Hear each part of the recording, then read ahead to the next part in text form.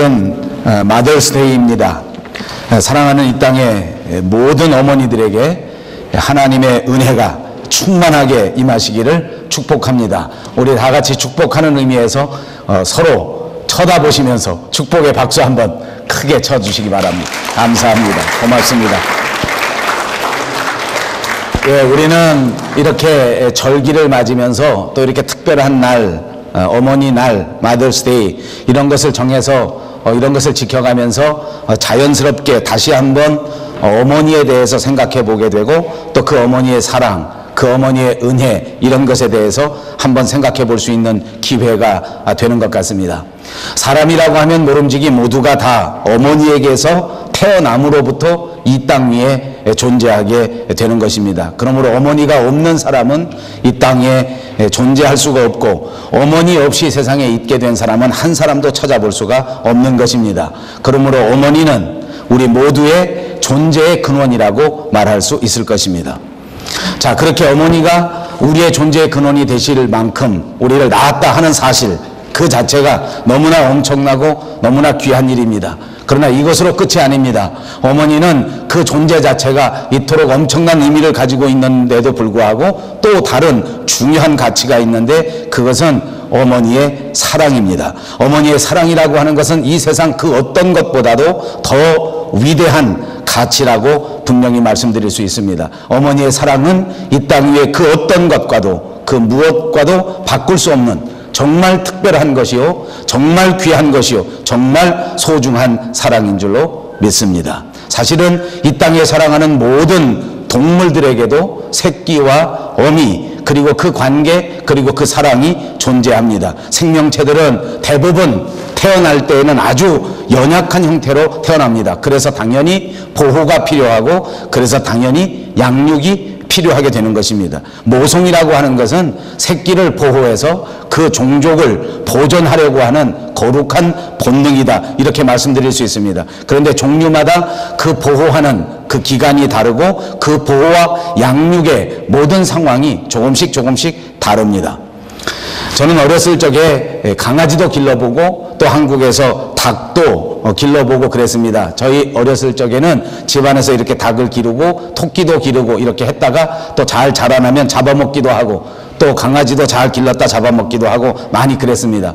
제가 소는 길러보지 못했습니다만은 소는 보통 한 6개월 정도 태어난 다음에 어미의 젖을 먹는다고 합니다. 개는 보통 한 달에서 한 달 반 정도 그 어미가 정말 지극정성으로 보호합니다. 여러분들도 아시는지 모르겠습니다만 개가 새끼를 낳고 한 달에서 한 달 반 정도는 그렇게 자기 새끼들을 보호하는데 만약 새끼 난 지 한 일주일 만에 외부에서 누가 침입을 한다거나 설사 주인이라고 할지라도 가까이 오면 그 위협을 느껴서 정말 그 개가 정신이 막 돌아버릴 만큼 그렇게 미치도록 자기 새끼를 보호하게 되는 것입니다. 눈에서 정말 광채가 막 나면서 절대 가까이 침범하지 못하도록 사람 주인이 온다고 할지라도 그 주인에게서 자기 새끼를 보호하기 위해서 광기를 띠면서 보호하는 광경을 저도 어렸을 적에 많이 보았습니다.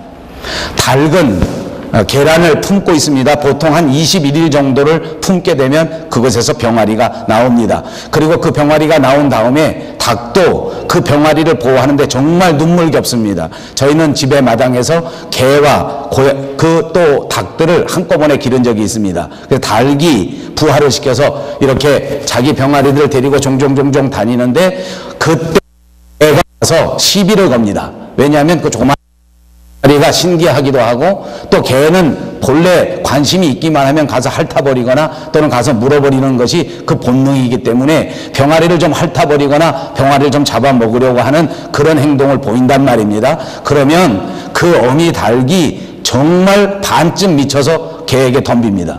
제가 기르던 개가 멍청해서 그런지 또는 제가 기르던 닭이 유난히 강해서 그랬는지 모르지만 제 어렸을 때 경험해 보면 닭이 그 병아리를 보호하기 위하여 개를 넉넉히 쫓아냅니다.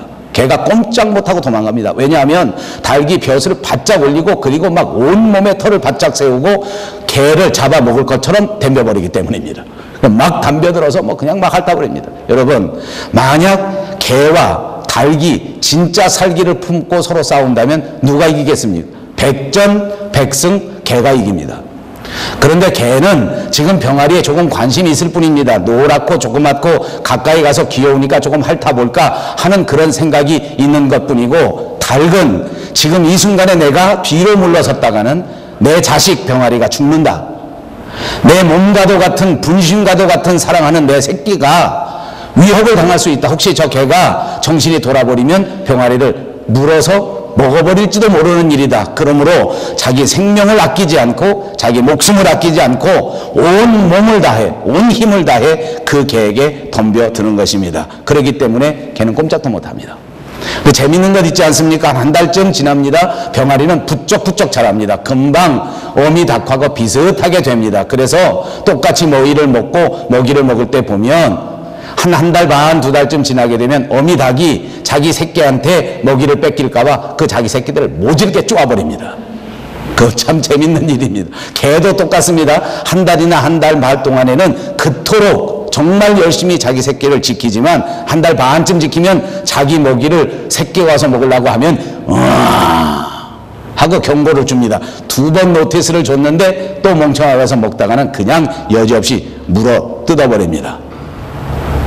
왜 그러냐면 어느 정도 기간이 지나게 되면 이 짐승과의 관계, 짐승 사이의 어미와 새끼와의 관계는 이것이 완전히 종결되는 것입니다. 그리고 더 이상 사랑도, 더 이상 모종도, 더 이상 더 깊은 관계도 유지되지 않습니다. 그런데 우리 사람은 이런 동물들과는 완전히 다릅니다.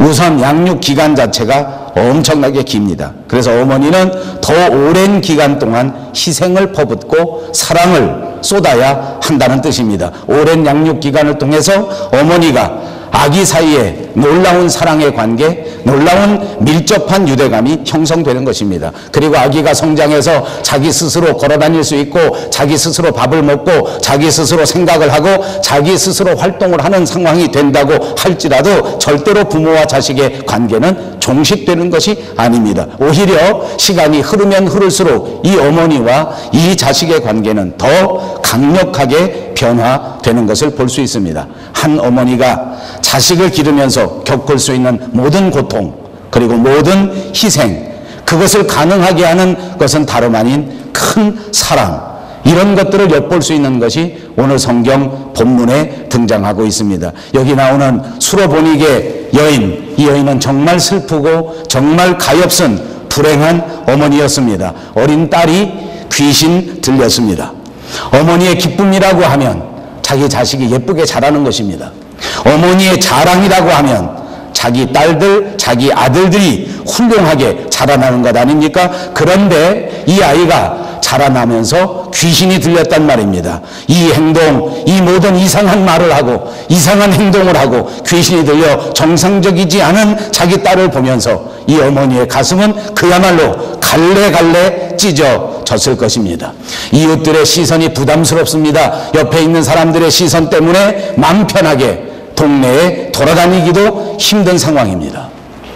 여러분, 밀림 정글의 왕자라고 하는 사자는 새끼를 낳으면 낭떠러지 저 높은 절벽에서 아래로 그냥 떨어뜨려 버린다고 합니다. 그렇게 해서 약한 놈들은 도태되어 버리고 강한 놈들만 살아남게 되는 것입니다. 더 강하게, 더 훌륭하게 길러지는 것입니다. 이것이 밀림에서의 생존의 법칙입니다. 약하면 생존할 수 없기 때문에, 약한 자들은 살아남을 수 없기 때문에 어려서부터 자식을 사랑하는 사자는 그 사자를 더 위험한 상황에 밀어놓고 더 강하게, 더 강력하게 기른다는 말입니다. 이것이 밀림에서는, 혹시 세상에서는 생존의 철학인지 알 수 없지만은, 그러나 우리의 어머니들은 절대로 그렇지가 않습니다. 오히려 약한 자식이 있다면, 오히려 못난 자식이 있다고 하면 더 깊은 사랑, 더 애틋한 정을 쏟는 것입니다. 더 많이 보호합니다. 더 많이 사랑합니다. 더 많이 생각합니다. 오늘 귀신 들린 이 수로보니게 여인을 생각할 때 이 어머니가 얼마나 깊은 마음을 가지고 살았고 얼마나 힘들게 살았을지 우리는 충분히 상상해 볼 수가 있는 것입니다. 그러던 어느 날 이 마을에 예수님이 찾아오셨습니다. 사실 예수님께서는 조용히 왔다가 조용히 가시려고 계획했다고 성경이 기록하고 있습니다. 그럼에도 불구하고 이 사실을 숨길 수는 없었습니다. 다른 사람들은 몰라도 이 귀신 들린 딸을 가진 어머니는 정말 귀를 쫑긋 세우고 관심을 온통 집중하여 이 예수님을 기다렸을 것이기 때문입니다. 자기 귀신 들린 딸을 고쳐줄 수 있는 1%의 가능성, 절망 속에서 불행 속에서 살아가는 내 자식, 내 목숨 전체를 바쳐도 아깝지 않을 내 자식을 위하여 이 예수님 한 번 만나는 것이 평생 소원이었기 때문에 이 예수님이 자기 마을에 온다는 사실을 놓칠 리가 없었다는 것입니다. 다른 사람 다 모른다고 하죠. 다른 사람 다 피해갈 수 있을지 몰라도 이 어머니의 관심, 이 어머니의 사랑은 예수님께서도 피해갈 수가 없었을 것입니다. 딸을 고치기 위해서라면 어떤 곳이라도 갈 수 있었고, 딸을 고치기 위해서라면 무슨 일이라도 불사할 수 있었고, 딸을 고칠 수 있다면 내 어떤 것이라도 내어놓을 수 있는 어머니였기 때문에 예수님이 지나가시는 그 때를 놓칠 리가 없었다는 말입니다. 무슨 수를 써서라도 예수님을 만나려고 했습니다. 어떻게 하든지 간에 예수님 앞에 한 번 가서 내 딸의 사정을 내려놓고 내 딸의 사정을 한 번 부탁드려보고, 만약 들어주시지 않는다 할지라도 내가 강청하는 한이 있더라도 내 딸을 고치기 위해서 무슨 짓이라도 할 수 있는 마음의 자세가 되어 있었습니다. 그렇게 소원하고 그렇게 만나려고 애를 태우고 있었는데 마침내 예수님이 그 마을에 오신 것입니다. 정말 드디어 드라마처럼 이 여인은 예수님을 만나게 되었습니다. 그러나 여러분, 오늘 성경에 보니까 이 예수님과 수로보니게 여인의 만남은 우리가 생각하는 것처럼 아름다운 만남은 아니었던 것 같습니다. 왜냐하면 예수님께서 평소와 달리 이 여인에게는 절대 호의적인 반응을 보이시지 않았습니다. 귀신 들린 딸을 도와달라고, 내 자식을 불쌍히 여겨달라고 그토록 간절한 마음을 가지고 예수님에게 아뢰었는데, 예수님께서 대답하실 때에는 자녀의 떡을 다가 개에게 주는 사람이 어디 있겠느냐고 그렇게 말씀하시는 것입니다. 평소에는 들을 수 없는 말 아닙니까? 정말 정상적인 사람이라면 이해할 수 없는 너무나 냉혹한, 너무나 차가운 예수님의 말씀이었습니다. 그런데도 불구하고 이 여자는 그 상황에서 실망할 수 있는 여유조차 없었습니다. 그때 돌아설 수 있는 자존심도 없었습니다. 더 이상 다른 어떤 방법이 없었기 때문에 오히려 이 여인은 예수님에게 더 납작 엎드려져서 개 취급을 받아도 좋으니, 개라도 혹시 주인의 상에서 떨어지는 부스러기를 먹는 존재이므로 나는 그 부스러기조차라도 예수님에게 구합니다. 예수님, 내 딸이 온전해질 수만 있다고 하면 개 취급해 주셔도 좋습니다. 아니, 개보다도 못한 존재가 된다고 할지라도, 그 어떤 모욕일지라도 나는 달게 받겠습니다. 그러니 어찌하든지 불쌍한 내 딸 귀신 들린 것만 고쳐주시기를 바랍니다. 여러분, 우리말 가운데에도 여자는 약하지만 어머니는 강하다라는 말이 있습니다. 어머니라고 해서 사실 여자가 아닌 것은 아닙니다. 어머니도 역시 여자입니다. 어머니도 역시 연약한 존재입니다. 그런데도 불구하고 자식을 위하여서는 무엇이든지 감당하겠다고 하는 희생, 그리고 어떤 일도 감당하겠다고 하는 책임감, 그리고 헌신, 이런 것들이 그토록 연약한 여인이었던 어머니를 이토록 강한 어머니로 변하도록 만드는 것인 줄로 믿습니다. 여러분, 이 어머니는 자존심이 얼마나 상하는지 그것을 계산하지 못합니다. 자존심보다 더 귀한 것이 있다고 할지라도 그것도 넉넉히 던져버릴 수 있습니다. 왜냐하면 내 딸내미가 이 귀신 들린 상황에서 벗어나는 것이야말로 그보다 훨씬 몇 갑절 더 중요한 가치이기 때문입니다. 그렇게 자존심을 팽개쳐버립니다. 그렇게 자기가 가지고 있는 모든 인생 자체를 다 내던져버리고 딸을 살려달라고, 딸을 고쳐달라고 애원해 드렸습니다. 이 어머니는 예수님 앞에 이토록 간절하게 간구하여 마침내 평생 소원을 이루게 되었습니다. 예수님을 감동시키신 것입니다. 예수님의 마음이 움직인 것입니다. 예수님께서 변하여 이 딸을 고쳐 주신 줄로 믿습니다. 그렇습니다. 이것이 어머니의 희생입니다. 이것이 어머니의 사랑입니다. 이것이 놀라운 어머니의 결과인 줄로 믿습니다. 어머니는 언제나 이토록 위대한 결과를 나타내시는 분들인 것을 꼭 믿으시기 바랍니다. 유대인들이 가진 속담에는 이런 말이 있습니다. 하나님께서 너무 바쁘셔서 이 세상 사람들을 다 돌보실 수 없기 때문에 이 땅 위에 어머니를 보내셨다. 사실 신학적으로 말하면 옳은 말은 아닙니다. 왜냐하면 하나님은 전지전능하시고 하나님은 무소부재하시기 때문에 하나님이 바쁘셔서 돌보지 못한다는 말 자체는 신학적인 말이 아닙니다. 그런데도 불구하고 이 말에는 의미가 있습니다. 그 의미에는 우리가 다 공감이 가는 것 아닙니까? 하나님의 사랑, 그것과 견줄 수 있는 사랑이 바로 어머니의 사랑이라고 하는 것을 우리에게 가르쳐주는 말입니다. 하나님의 사랑을 가르쳐서 아가페 사랑이라는 말을 합니다. 이 세상에서는 아가페 사랑에 가장 가까운 사랑이 있는데 그것이 바로 어머니의 사랑이라고 말할 수 있습니다. 아가페 사랑의 특징이라고 하면 무조건적인 사랑입니다. 그냥 아낌없이 주는 사랑입니다. 일방적인 사랑이라는 뜻입니다.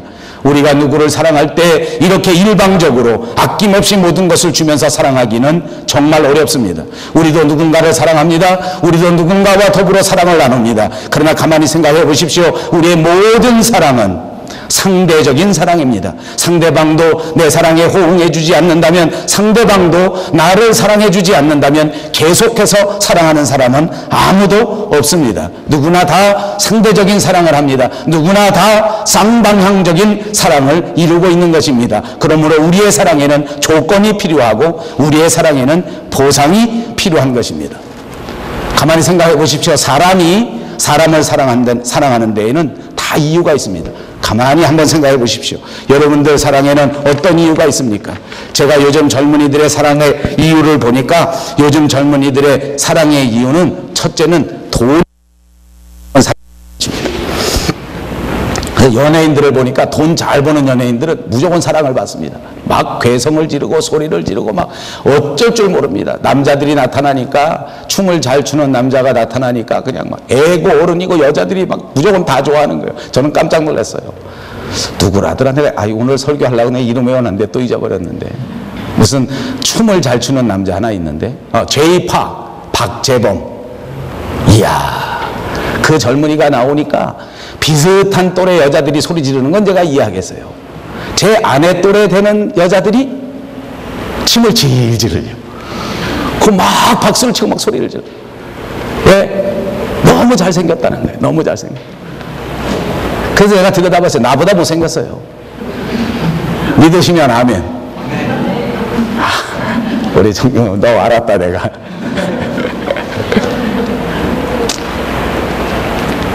돈 많아서 그러는 거예요. 돈 많아서. 돈 많으니까 무조건 사랑하는 거예요. 잘생기니까 또 사랑하는 거예요. 자, 생각해 보세요. 사람이 사람을 사랑하는 것은 다 이유가 있더라고요. 공부 잘하니까 사랑하더라고요. 왜 결혼했느냐? 저는 목사니까요. 사실은 한참 좋을 때는 제게 와서 상담하는 사람들이 잘 없습니다. 제가 목회 인생을 쭉 돌이켜보니까 이 목사는 참 재밌는 직업입니다. 자기들끼리 좋을 때는 별로 제게 와서 상담하는 사람이 없어요. 왜냐면 지네들이 알아서 다 결정해요. 왜? 좋으니까. 걸어다니는 것도 좋은데 어떡하겠어요. 근데 대부분 끝날 때 와서 상담을 합니다. 내가 뭐가 씌었는지 저 놈팽이하고 결혼을 해가지고 하루도 마음 편한 날이 없습니다. 그때쯤 오면 제가 얘기를 합니다. 제가 가만히 들어보면 눈에 씌은 게 문제야. 씌은 게 뭐가 씌었으니까 결정을 한 거예요. 시간이 지났는데 그것이 그대로 이어지지 않는 거예요. 그래, 맞아요.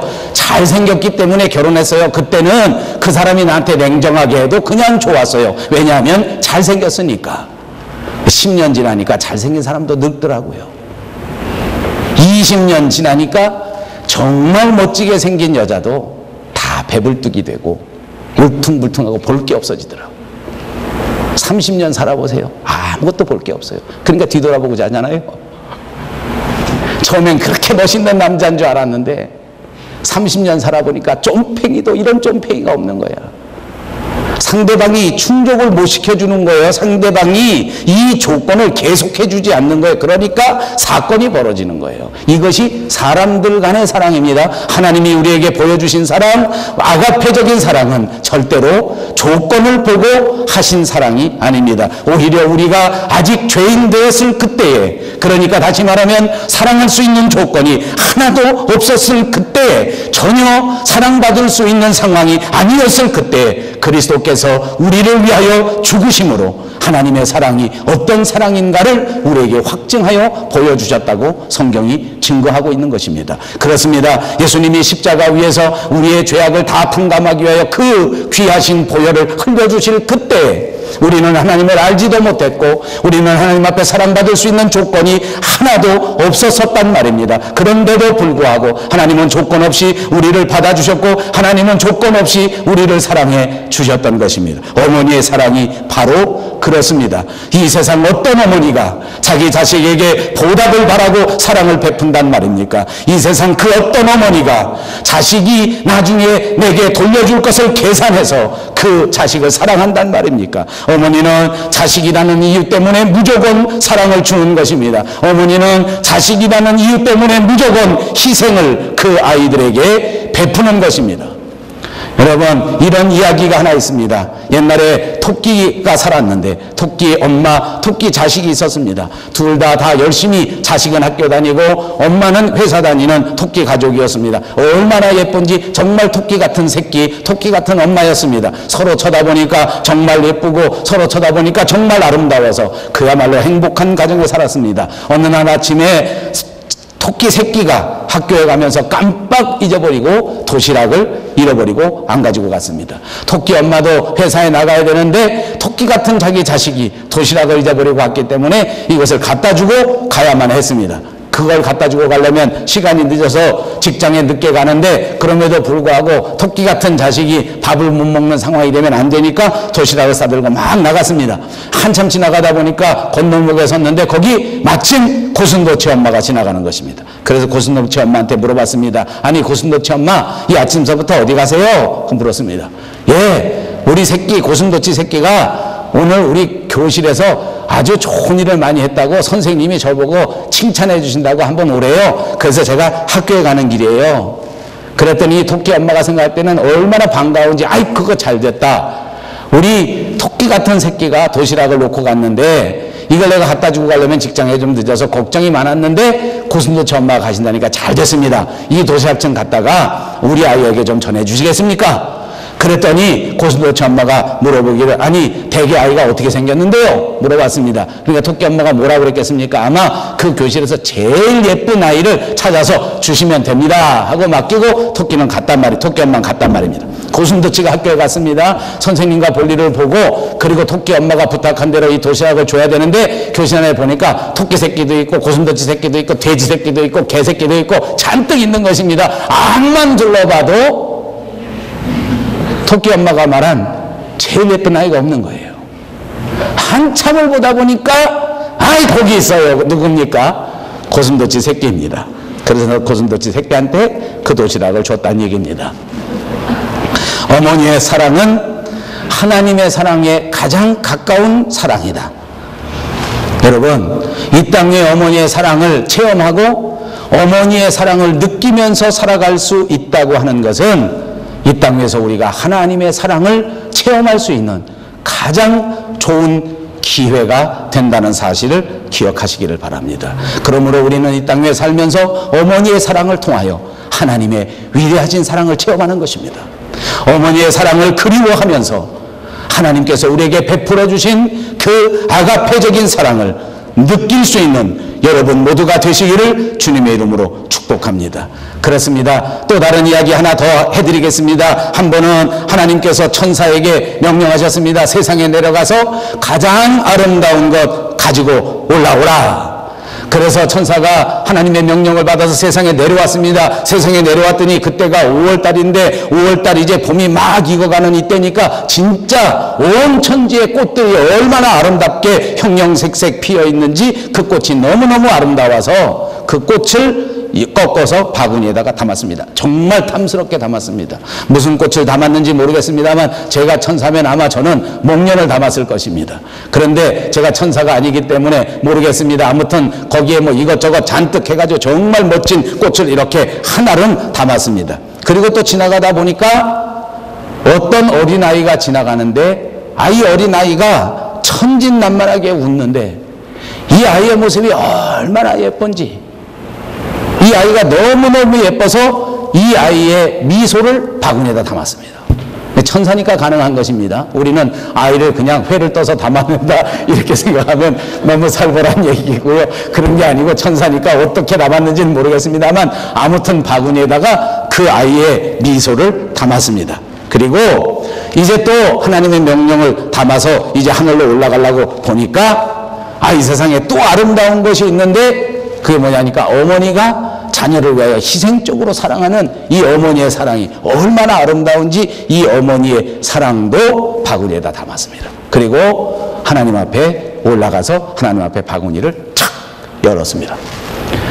이것도 만든 이야기입니다. 만든 이야기니까 당연히 그렇지 않습니까? 천사가 이 세상에 와서 오래도록 돌아다니면서 꽃을 수집하고 또 오래도록 돌아다니면서 어린 아이를 그 미소를 발견하고 또 오래도록 다니면서 어머니의 희생적인 사랑을 발견하고 그리고 이것을 다 담아간 것 아닙니까? 제가 얼른 생각해 보니까 최소한도 한 10년은 지난 것 같아요. 여러분, 담아갔던 그 목련꽃 한 송이 다 어떻게 됐겠습니까? 그토록 아름다운 꽃이 다 시들어지고 아무짝에도 쓸모없는 쓰레기가 되지 않았겠습니까? 아기의 미소 담아가지고 갔습니다. 10년쯤 지났습니다. 어떻게 변했을까요? 천진난만했던 그 아름다운 미소가 지금은 말썽꾸러기, 신술 맞은 반항적인 모습으로 변해 있었습니다.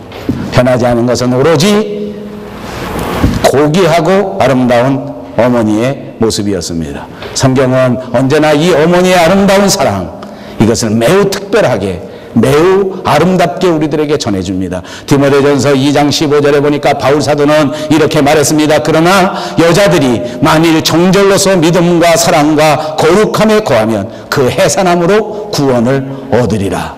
여자가 아기를 낳음으로써 구원을 얻는다. 해산함으로써 구원을 얻는다. 도대체 이게 무슨 말입니까? 아마 이것은 성경에서도 가장 해석하기 어려운 난해한 구절 가운데 하나입니다. 이 구절은 바로 창세기 3장에 있는 말씀과 연결되는 구절입니다. 바울은 14절에서 여자가 뱀의 유혹을 받아서 죄에 빠졌다는 말을 하는 중입니다. 창세기 3장에서 뱀의 꼬임에 넘어가 선과 악을 알게 하는 열매는 따서 먹고 아담에게도 준 하와에게 하나님이 징계하시면서 잉태하는 고통을 벌로 주셨습니다. 그래서 여자들은 잉태하는 고통을 받습니다. 그러므로 아기를 낳을 때는 진짜 죽도록 고생을 하는 것입니다.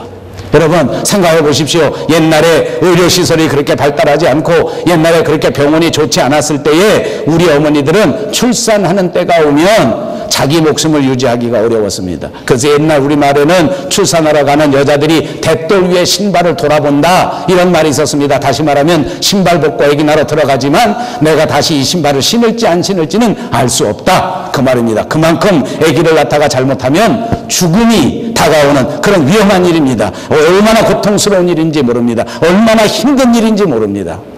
그래서 여자들이 말하기를 만약 남자 보고 아기를 낳으라 그러면 이 세상에 씨가 마를 것이다 이런 말합니다. 제가 생각해도 그럴 것 같습니다. 제 아내가 아이를 베고 아이를 낳는 과정을 전부 지켜보니까 정말 얼마나 힘이 드는지.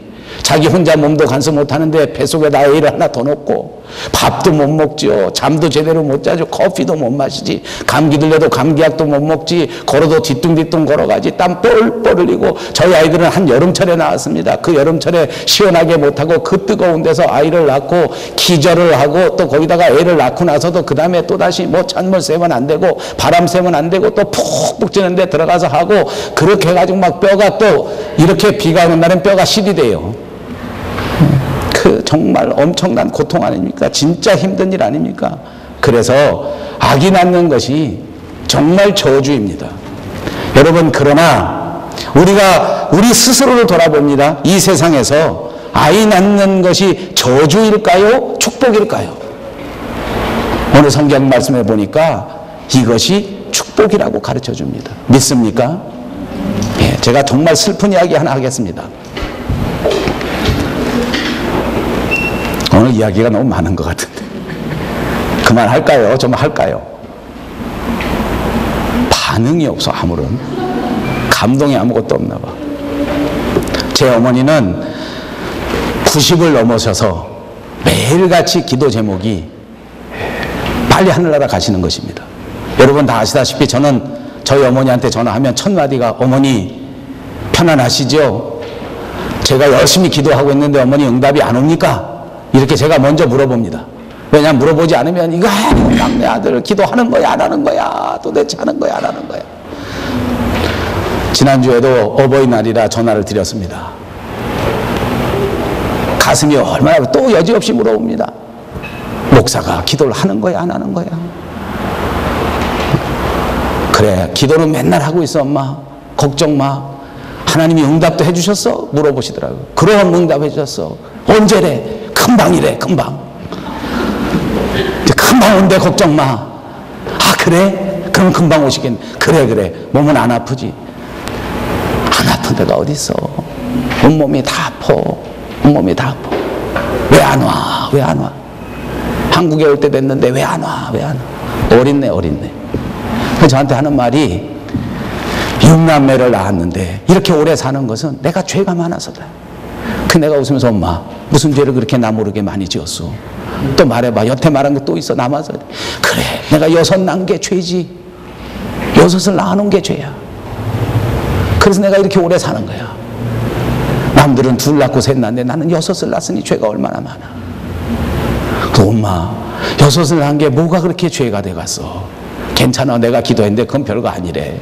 걱정 마. 6 낳은 거나 8 낳은 거나 2 낳은 거나 다 데려간대 금방. 걱정 마. 금방 갈 거야. 그때 하는 말이 아니야. 이 세상에 살기가 얼마나 험한지. 이북에서는 맨날 핵폭탄 쏜다고 그러지. 여기저기 부정과 부패가 막 말도 못하지. 이런 험한 세상에 자식을 낳으니 이 엄마의 죄가 이 얼마나 죄가 많은가. 막내 아들 낳아서 괜히 밴쿠버 땅까지 가가지고 그 어려운 이민 목회하게 했으니 내 죄가 얼마나 큰가. 하긴 더 이상 이제 할 말이 없어지더라고요. 할 말이 없어요. 그 어머니한테 더 이상 무슨 말을 못해. 엄마 걱정 마. 어저께 내가 꿈속에서 분명히 응답받았어. 엄마 금방 오신대. 조금만 기다려. 그래도 내가 다음 달에 한국 갈 거니까 나는 보고 갈 거야 엄마. 그래 막내 목사 한 번은 더 보고 가야지. 그러더라고. 그러니까 그 다음 주에 한국 갈래다 내가 안 갔어요. 왜냐하면 우리 어머니가 나오면 이제 금방 가게 됐다. 그것도 슬퍼하실까 봐. 나한테 맨날 간다 그러시고 갈 때 되면 슬퍼하시더라고. 우리 아버지도 그러시더라고. 아버지 제가 이 말 하는 이유 뭔지 압니까? 많은 어머니들이 이 땅에 살면서 고통받는 것이 저주라고 생각하고 힘든 일이 저주라고 생각하지만 아니요. 자식을 출산하는 건 이 세상의 가장 큰 축복입니다. 여러분 이 어머니 날에 다시 한번 생각해 봅니다. 우리가 세상 살면서 믿는 사람이지만 우리도 고난이 있습니다. 우리도 어려움이 있습니다. 여러분 어머니가 자식을 낳는 것이 축복이요 어머니만이 가질 수 있는 축복이요 어머니만이 누릴 수 있는 특권입니다. 여자만이 자식을 낳을 수 있는 것 아닙니까? 여러분 그리스도인만이 누리는 특권이 뭔지 압니까? 이 땅 위에 예수님의 남은 고난을 지는 십자가입니다.